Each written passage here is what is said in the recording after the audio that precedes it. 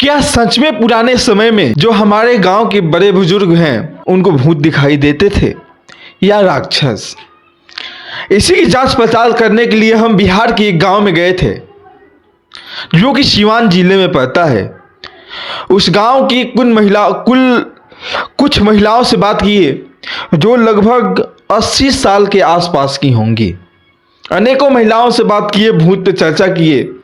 तब उन महिलाओं में से एक महिला सामने आती है और कहती हैं कि एक समय ऐसा था कि हमारे बड़े बुजुर्ग बताते थे कि हमारे गांव में जो चौरा होता है उसमें एक पोखरा होता है और उस पोखरे के पास पहले अनेकों अनेक शक्तियाँ घूमती थीं जिनके सर पे अनेकों आँख होते थे, जिनकी आंखें जो है कि वो चमकती थी जैसे आज के ट्यूबलाइट होते हैं, रंग बिरंगे अलग अलग कलर के जो जलते हैं, ठीक उसी प्रकार उनकी आंखें जलती थीं। इस बात की सच्चाई पे हमें कोई भरोसा तो नहीं है, लेकिन फिर भी गांव के लोग कह रहे हैं तो इसमें कोई तो सच्चाई होगी। आखिर पहले ही क्यों दिखते थे भूत, अब क्यों नहीं दिखते हैं? क्या यह कहानी सत्य है कि पहले हर एक व्यक्ति को भूत दिख जाते थे?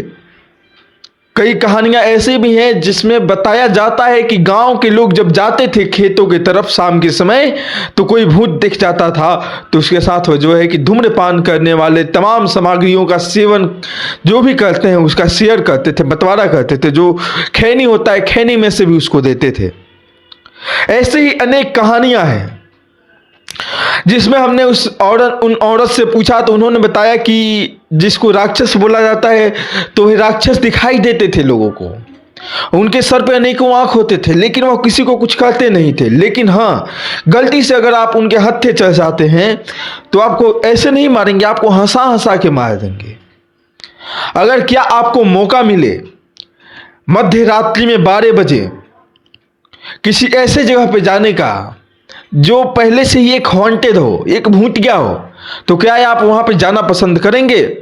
एक कहानी एक व्यक्ति की है।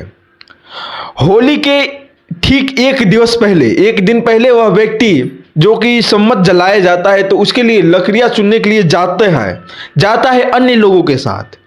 लेकिन वह व्यक्ति जो है कि दिखता है कि वहां पे एक पेड़ है, वह पेड़ सूखा है तो वो लोग सोचते हैं कि इसी को काट लेते हैं, इसी को लेते चलते हैं। तो अन्य लोगों से वह लड़का बोलता है कि आप लोग जाइए और हम जो है यहाँ पे रुकते हैं। अब सभी लोग चले जाते हैं, आगे से सामान जो भी सम्मत का जो पूला वाला होता है धान का, वो लेके आने के लिए। तो वह जो होता है वहाँ पे रुकता है। तो वहाँ पे रुकता है तो बगल में ही शमशान होता है। उस व्यक्ति को, उस बच्चे को नहीं पता होता है तो वह कहता है अच्छा, तो लोग आगे नहीं गए हैं, बगल में ही गए हैं काटने के लिए, तो चलिए चल के देखते हैं। जब वहाँ पे जाते हैं तो देखते हैं कि यहाँ पे तो कुछ है ही नहीं।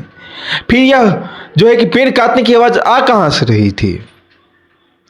वह डर जाते हैं और चले जाते हैं गाँव की तरफ। ऐसे ही अनेक कहानियां हैं जो हम आपके समक्ष और भी प्रस्तुत करेंगे। तब तक के लिए बने रहिए हमारे साथ। हम सुशील विनायक सूर्यवंशी और आप देख रहे हैं सार्थक संदेश।